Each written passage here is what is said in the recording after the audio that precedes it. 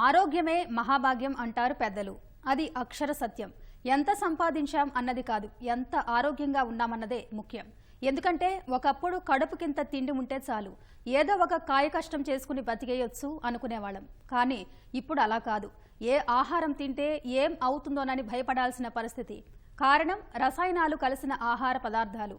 నేల మొదలు వినియోగదారుడి చేతికొచ్చే వరకు ఆహార పదార్థాలు ఏదో ఒక దశలో రసాయనాల పదార్థాలుగా మారుతున్నాయి. దీంతో లేనిపోని అనారోగ్య సమస్యలు, కొత్త రోగాలు పుట్టుకొస్తున్నాయి. ఫలితంగా మానవుడి ఆయువే తగ్గిపోతుంది. మరి ఏం చేస్తే పెస్టిసైడ్స్ ఫుడ్ ఆపొచ్చు? మన ఆరోగ్యం మనమే ఎలా కాపాడుకోవాలి?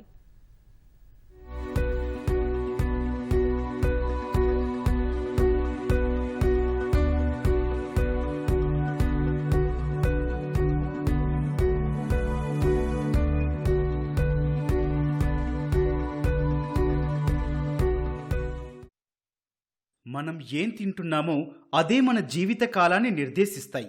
మరి మనం ఏం తింటున్నామో మనకి తెలుసా అంటే చాలామంది ప్రజలకి తెలియదనే చెప్పాలి.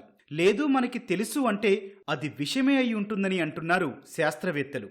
అవును, పండించే నేల, చేతికొచ్చిన పంట, తినే ఆహారం, నిల్వ చేసే పద్ధతులు అన్నింటా రసాయన అవశేషాలే కనిపిస్తున్నాయి. ప్రస్తుతం ఏ ఆహార పదార్థంలో ఏ రసాయనం ఉందో అని ఆలోచించాల్సిన పరిస్థితి వస్తోంది. నిన్న మొన్నటి వరకు జంక్ ఫుడ్, ప్యాకేజ్డ్ ఫుడ్లో కెమికల్స్ ఉంటాయి కాబట్టి మానేయాలి అనుకున్నాం. కానీ మనం రోజూ తినే ఆహార పదార్థాల్లోనూ రసాయనాలు క్రమంగా పెరుగుతున్నాయని నివేదికల్లో వెల్లడవుతున్నాయి.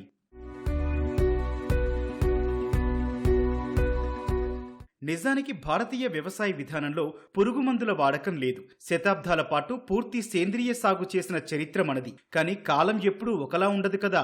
ఆ కాలంతో పాటే మన పద్ధతులు, పండించే విధానం మారింది. సాంకేతికత పెరుగుతున్న కొద్దీ మనుషుల అవసరాల్లో మార్పులొచ్చాయి. ఆహార అలవాట్లు మారాయి. క్రమంగా కొత్త వంగడాలు, సరికొత్త సాగు విధానాలు అందుబాటులోకి వచ్చాయి. లాభంతో పాటు నష్టాలు ఉంటాయి అన్నట్లు ఇదే క్రమంలో పంటలకు కొత్త కొత్త రోగాలు రావడం మొదలయ్యాయి.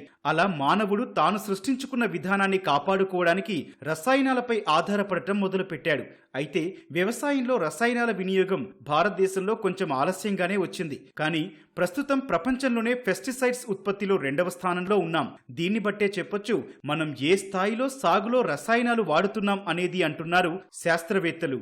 రైతు సోదరులందరూ మరియు ఇతరులు ముఖ్యంగా గుర్తుంచుకోవాల్సిన విషయం ఏమిటంటే, మనము ఎప్పుడైనా కూడా ఈ యొక్క రసాయనికాలైనటువంటి ఈ యొక్క ఫర్టిలైజర్స్, అదేవిధంగా పెస్టిసైడ్స్ వాడినప్పుడు కొన్ని రకాల ముఖ్యంగా జాగ్రత్తలు వహించినట్లయితే మనకు లాభసాటిగా ఉంటుంది. అయితే ప్రతి పురుగు మందు అనేది కీటకాన్ని చంపడమే కాకుండా ఈ యొక్క పురుగు మందు పిచికారీ చేసిన తర్వాత కూడా కొంత సమయం అనేది ఈ యొక్క పురుగు మందు నశింపజేయడానికి ఉంటుంది టైం. కావున ముఖ్యంగా దాని యొక్క సమయం దాటిన తర్వాతనే మనము ఈ యొక్క ఏ పంటకైతే ఈ పురుగు మందులను పిచికారి చేస్తామో వాటిని వాడుకోవాలి. సాగులో చీడపీడలు, తెగుళ్ల సమస్య అధిగమించేందుకు పలు మార్గాలున్నా రసాయన మందులపై ఆధారపడక తప్పని పరిస్థితి రైతులది. దేశంలో అత్యంత ప్రమాదకర పురుగు మందుల వాడకం ఏటేటా పెరుగుతోంది. Asia Pacific pesticides action network survey, ప్రపంచ ఆరోగ్య సంస్థ అధ్యయనాల్లో ఇదే తేలింది. పిచికారీ సమయంలో అజాగ్రత్త దేశంలో ఏటా 7,000 మంది ప్రాణాలని బలిగొంటోందని ఎన్సీఆర్బీ నివేదిక లోగడ పేర్కొంది. పురుగు మందుల ఉత్పత్తిలో భారత మార్కెట్ ఏటికేడు విస్తరిస్తోంది. వినియోగంలో ప్రపంచంలోనే 4వ స్థానానికి ఎగబాకింది. పంజాబ్, హర్యానాలు అత్యధికంగా వినియోగిస్తున్నాయి. తర్వాతి స్థానాలు ఆంధ్రప్రదేశ్, తెలంగాణవే. అయితే పంటలను చీడపీడలు దెబ్బతీస్తున్నాయి. రైతులు అశాస్త్రీయ ప్రయోగాలు చేస్తున్నారు. కలుపు నాశనులపై రైతులు ఆధారపడుతున్నారు. దీంతో నేల, పంట రసాయనాల మయమవుతున్నాయి. నార్మల్ కల్టివేషన్లో మీకు క్రాప్ ఎక్కువ వస్తుంది కెమికల్స్ వల్ల. దీనిలో క్రాప్ చాలా తక్కువ వస్తుంది. వచ్చిన క్రాప్లో పురుగు అది అన్నీ బేస్ చేసుకుని వాళ్ళు దాన్ని మొత్తం డివైడ్ చేస్తే ఇది 100% వస్తే అది 30-40% వస్తుంది. వాళ్ళకి వ్యవసాయం ఖర్చులు కానీ ఏమైనా సరే ఈక్వల్ టు దాని ఖర్చులే అవుతాయి. ఏ ప్రోడక్ట్ అయినా సరే కెమికల్ వాడందే పురుగును అంత తొందరగా అరికట్టలేం కాబట్టి వాళ్ళ ఖర్చులు ఎక్కువైతే కూలీలు ఎక్కువ అవుతారు. అన్నీ వాళ్ళకి ఎక్కువైతాయి. కలుపు వలన వాళ్ళకి కూలీలు కూడా ఎక్కువ అవుతారు. వాటిని కంట్రోల్ చేసుకొని చేయడం అనేది చాలా కష్టం. కాబట్టి వాళ్ళ రేట్లు అవి ఎక్కువ పెట్టి అమ్మాల్సి వస్తుంది.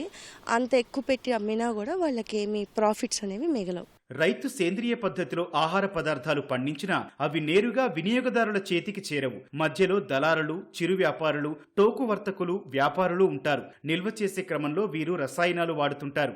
ఉదాహరణకు బియ్యం ఎక్కువ రోజులు పురుగు పట్టకుండా ఉండాలంటే పౌడర్లు ఉపయోగిస్తారు. కానీ ఈ బియ్యం తింటే ఆరోగ్య సమస్యలు వచ్చే ప్రమాదం ఉందని వైద్యులు హెచ్చరిస్తున్నారు. ప్రస్తుతం మార్కెట్లో ఈ రకమైన బియ్యం మాత్రమే దొరుకుతోన్న పరిస్థితి. కూరగాయలు, పండ్లు, ఇతర నిత్యావసరాల దుస్థితి ఇలాగే ఉంది. ఈ పండులో విటమిన్లుంటాయి, ఈ కూరగాయ తింటే ఇలాంటి పోషకాలు అందుతాయి, ఈ చిరుధాన్యం తీసుకుంటే ఆరోగ్యం బాగుంటుందని నమ్మకంగా తింటున్నాం. కానీ వాటిలోనూ రసాయనాలే ఎక్కువగా ఉంటున్నాయని అంటున్నారు శాస్త్రవేత్తలు. ఓవైపు కొందామంటే రేట్ల బాధ, తిందామంటే రసాయనాల భయంతో సగటు మనిషి కలవరపడుతున్నాడు. తినే ప్రతి పదార్థంలో కల్తీ లేదా రసాయనాలు కలుస్తున్నాయని చాలా మంది ప్రజలు కోవిడ్ తర్వాత నుంచి ఆర్గానిక్ ఉత్పత్తుల వైపు ఆసక్తి చూపిస్తున్నారు.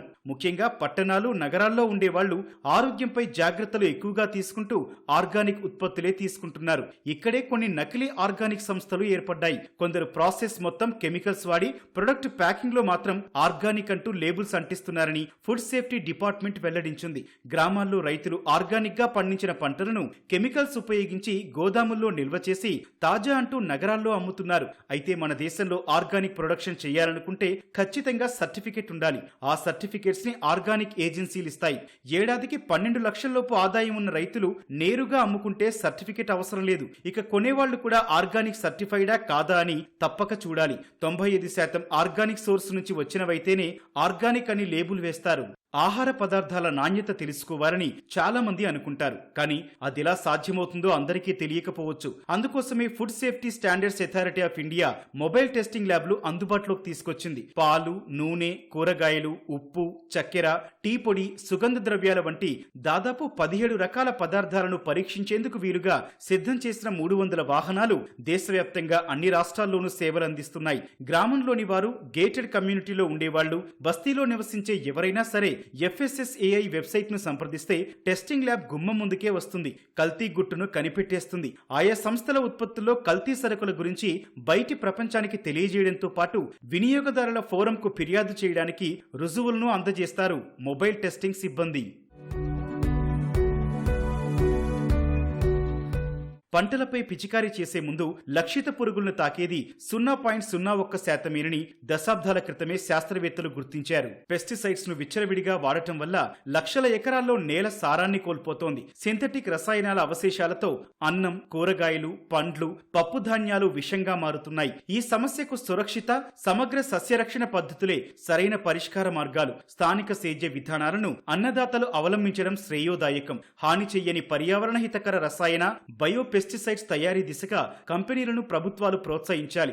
ఎకరానికి పెట్టే పెట్టుబడిలో రైతులు 4/1 పురుగు మందులకే వెచ్చిస్తున్నారని అంచనా. సేంద్రియ సాగుతో ఈ భారం తప్పుతుంది. ఇలాంటి పర్యావరణ హిత విధానాలను సాగు రంగానికి మరింత చేరువ చేయాలి. ఈ బాధ్యత క్షేత్రస్థాయి వ్యవసాయ విస్తరణ అధికారులదే. తక్కువ ధర ఆశ చూపి గ్రామాల్లో అడుగంటుతున్న నకిలీ, నిషేధిత ఉత్పత్తులెన్నో ఉన్నాయి. టాస్క్ ఫోర్స్ బృందాలు అలాంటి అక్రమార్కులకు అడ్డుకట్ట వేయాలి. క్రిమి సంహారక, పెస్టిసైడ్ మేనేజ్మెంట్ చట్టాల నిబంధనలను మరింత పదును తేల్చాలి. అప్పుడే సాగు రంగంతో పాటు ప్రజారోగ్యమూ సురక్షితమవుతుంది.